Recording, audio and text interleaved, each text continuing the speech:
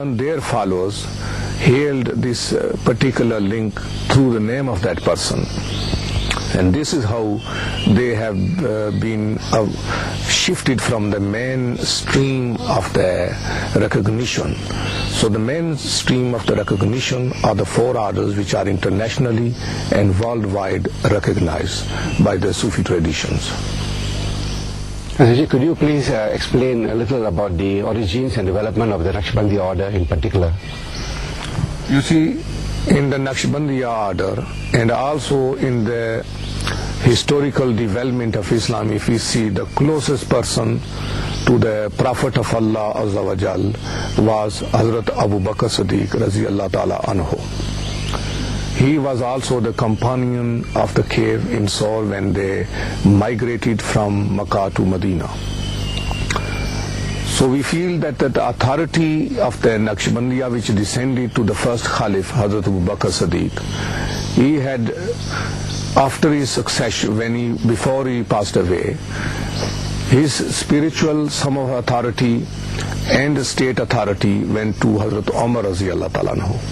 At the same time, he had transmitted a spiritual authority to Hazrat Salman al-Faris Raziyallahu Ta'ala Anhu. This meant that maybe in his vision or in thought he had, or through the knowledge which Allah subhanahu wa ta'ala had opened, they have realized that the state may not be able to maintain the spiritual authority.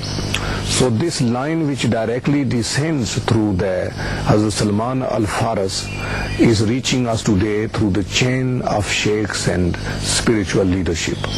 This means that this core goes back to the Holy Prophet, a direct link without any interference, and majority of the spiritual leaders and theologians understand that this is the main link to the Prophet of Allah subhanahu wa ta'ala. Now, could you briefly touch on some of the main branches and silsila of the Naqshbandiya order? You see, what had happened is that the Sheikh's authority of the Naqshbandi order had gone towards after the Holy Prophet Muhammad Sallallahu Alaihi Wasallam, Khulfa Rashidin took, and then the silsila began to spread throughout the world. Because at the time of the Prophet, the distinction of the silsila was not necessary. But as the time went further and further away, this became more and more distinct. So there are lines which, for instance, go towards the India through the Bukhara line of Khwaja Bahauddin Naqshband. And there are lines which come to the Arab world, Damascus line and Kurdish line. But what had happened, why these lines have gone in a separate routings, is for the reason that a sheikh had prepared number of scholars in an institution. When they had qualified theologically and reached a very high spiritual enlightenment, they were given authority to go and serve the cause of Islam.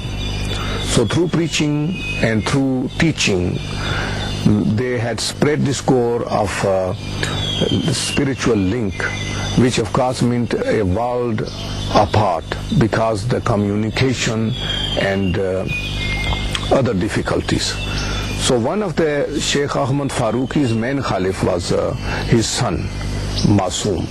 From him, some of the major cores spread to the northern part of Pakistan. That Naqshbandi line comes to us, and the other one through the Maulana Khalid went towards the Damascus side, which goes towards the Sheikh Nazim and other groups. What are the names for these two groups? Do you have any difference in names? In names there is no major difference, for the very reason that we call ourselves Naqshbandi Mujaddidi.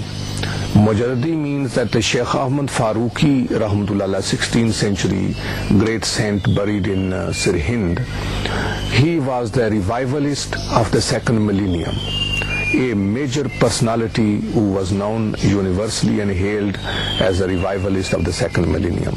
And the benefit coming through him is called Naqshbandi Mujaddidi. So this confirms our line that we are going on the major line of the tariqah. How does one get accepted into the Naqshbandiya order? You see, there are many ways. Because there are scholars who learn the theology of Deen al-Islam. After they have qualified, they feel that for their contentment, enlightenment, they need tariqah and they need a sheikh so they can train and embody themselves with the greater light of the love of Allah subhanahu wa ta'ala and strengthen their faith. So they would seek a sheikh, and then the sheikh would enter them into the tariqah by taking an oath of allegiance from them. The other would be that a sheikh, a teaching and a preaching sheikh, would lecture the benefit of Islam, the benefit of the tariqah, so people would embrace Islam on his hand. They would automatically have access into the tariqah through the sheikh. The other thing is that the people who suffer in the world or have difficulties and see other people that they are benefiting, and this is the proper way to approach the divine will, so they would take up a tariqah. So really, a tariqah is an open thing, that a person who submits to Islam and then he has the right to take up tariqah as long as he can follow the adabs and other teaching rules which are associated with the tariqah. Now, I understand there are different types of oaths of allegiance or bayah. Could you please elaborate on this? You see, from the knowledge of the Quran and the Sirat al-Nabi sallallahu alaihi wasallam and the history of Islam, we learn that there are 4 different types of bayat. The very first one, which is called Baytun Nisa, taken by the Holy Prophet Muhammad sallallahu alaihi wasallam from a group of ladies who came from Medina, and the Holy Prophet invited them and they accepted the Deen of Islam while they were during their festivals in Makkah.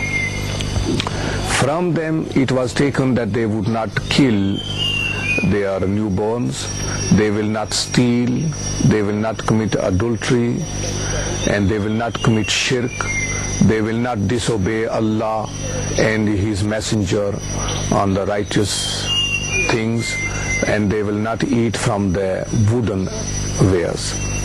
So they accepted, and this was a moral acceptance of these things, and that became known as the Baytun Nisa, the allegiance of the women to Islam.